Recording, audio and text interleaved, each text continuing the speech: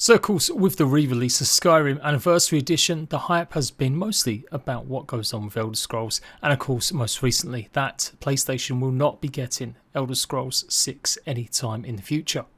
In fact, never. You can go and check out my previous video on that, which caused quite a bit of disturbance. But today we're going to be focusing on something else which PlayStation fans will also not be getting, and that is Starfield. Starfield is really on its way. It's meant to be coming out in 2022, and we've got a talk today with Todd Howard and a couple of other developers at Bethesda, and pretty much going through what makes a world and a universe, and celebrating the good stuff from Skyrim, as well as some of their previous other games, including Fallout and Morrowind, with a few key points to talk about with Starfield. And that's what we're going to do today. So leave a like, make sure to subscribe for the best in open world and survival games news, guides and opinion, and let's go. It's got a more realistic, science-based backing to it, whereas Skyrim is sort of an epic fantasy. This is a more grounded game and a grounded setting about exploration. So I think that gives us a different take on how we make everything. So that's sort of the thing you latch onto when we're making new areas, making environments, making characters. The mechanics of the world are entirely different, but there are similarities. And I think those are things we like. Like, we like playing first person. We like having all the coffee cups. We like being able to touch everything. Those moments make the whole thing believable.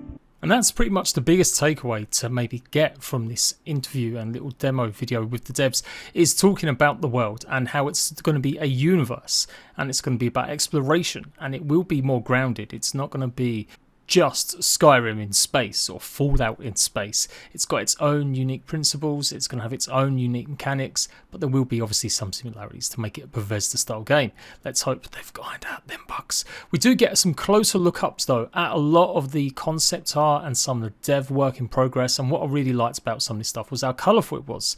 Not bleak and bland and filled with greys. It's got some real depth to it, and I like the look of it. I'm feeling this more and more. Still has that lived in look, so it's not going to be completely pristine a la Mass Effect. It's definitely still got a bit of a vibe, I would say, from that Fallout universe where everything's a little bit grubby, a little bit industrial.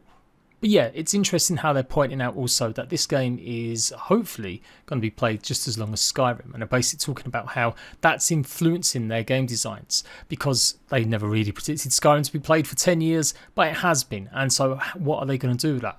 Now, the cynic in me points to things like live service, and we know they've already attempted that with Fallout 76. And while I don't think they'll be stupid enough to go down that route completely with Starfield, we know it's a single player game, I still am a little bit concerned about certain elements, and whether or not it means that they're going to be playing it for 10 years because they're going to be doing the same mistakes they've done with some of their previous games, like trying to monetize mods, or just flood us with a whole ton of skins and cosmetic armor pieces and stuff like that. I kind of hope not. That's the pessimist in me. I'm kind of hoping with Daddy Microsoft's big deep pockets they won't need to do that as much, but of course Microsoft do love a dollar note just as much, so yeah, we'll have to see.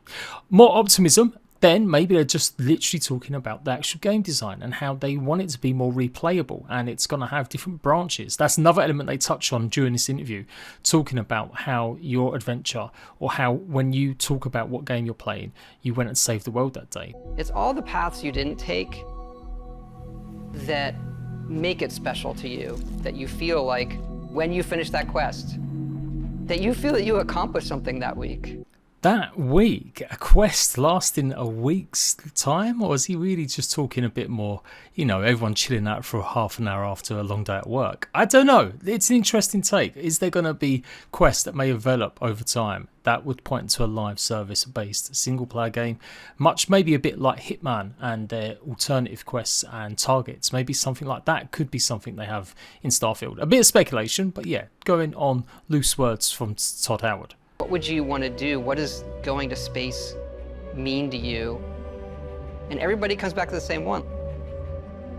I want to see what's out there. And that's the bit that's most exciting for me, for sure. Going and being able to travel to multiple planets, much like Mass Effect, but having a bit more depth and a bit more, I guess, scenery. Mass Effect is one of my favourite games of all time. Absolutely adore it. The story, everything about the trilogy original, even with the crappy ending. And it was always about traveling to a new planet and getting geared up and getting ready. And if Bethesda are doing that in a more grounded way, that could be something pretty special. And especially if they have got more life going on, because a lot of the planets in Mass Effect were kind of slogfests on your Mako rover, running around just empty areas.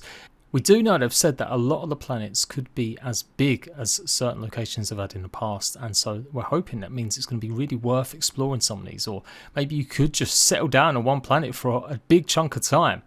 Now, I'm still trying to maintain that Starfield most likely will be a survival game. We know that there was some leaked screenshots and stuff from earlier on in the year that dictated oxygen would be a big part, and we know that from the industrial side of things and the way they're speaking about it's going to be more grounded in reality. I do really feel like it will have some of that system in place. There will be planets where you won't be able to breathe, and making sure you know how to survive, whether that's through oxygen or other means too, like the food. And this is a good little concept art, taking a look at what to expect with the types of foods. Different packs that will give you, I'm guessing, buffs or just replenishing your health over time, etc., as well as water. So it does really feel like it is a full-blown survival game to me. Or at least it will have much more of them elements. Now, recently I've been diving into the survival mode in Skyrim and how terrible it's been implemented, and they really haven't adjusted it that much over the last few years with the Anniversary Edition. Like, it's a great idea, but you have to eat like 200 pieces of foods just to maintain your health over the course of a day, and it's just not there. It definitely needed a much more bigger rebalance and less harsher penalties. It was kind of like their first real attempt at it, I guess, other than maybe Fallout New Vegas back in the day. Someone will correct me and say that Fallout 3 had it as well. I can't remember way back then. But yes, and obviously we know in 76 that survival wasn't as important as they made out. They nerfed a lot of it, the PvP obviously, but also the reductions in penalties. They kind of took away a lot of the bad stuff that happened if you ran out of food and water. You never actually died completely. So this could be a bit different. They could be leaning into that. It seems like Bethesda are fascinated by more survival mechanics. And obviously clearly so many people love the survival genre because it's thriving just as much as the open world RPG. You only need to take a look at the top 20 most games played, and it's filled with games like Ark, Rust, possibly even DayZ at times, or other games that have carried on doing great like No Man's Sky and the ever eternal Minecraft, all survival games. I was good to see as well some more actual look at this companion robot that I'm guessing is going to travel everywhere with us, and we'll be able to carry certain supplies in and around. Maybe I don't think we'll control them directly, but it's nice to have a friendly NPC possibly mooching around the galaxy with.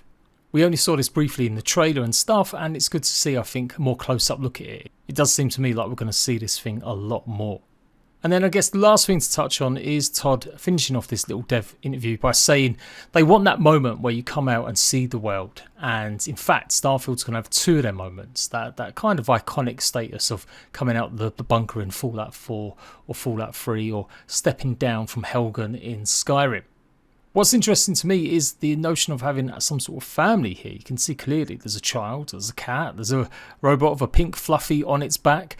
Is there going to be a moment where you do get to experience that walkout moment? And then the second one will be the rebirth for the second part of the story, where maybe your family isn't around as much. That's my mad theory right now.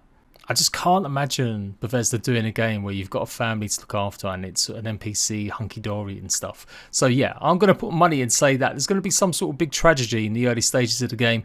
And I think that will result in that second wow moment of looking out on a universe. Whether or not it's the first time you explore a spaceport or the first time you jettison up into the atmosphere from a planet. So there we go, that's my take and news about Starfield. As I've told you guys, I'm going to keep you up to date with everything to do with Starfield going forward now. The minute we get any new news from the devs, interviews, screenshots, concept art, or more info dumps like this, I'll let you guys know. And of course, I'm always going to have a big dose of opinion with it as well. So until next time, I'll catch you later.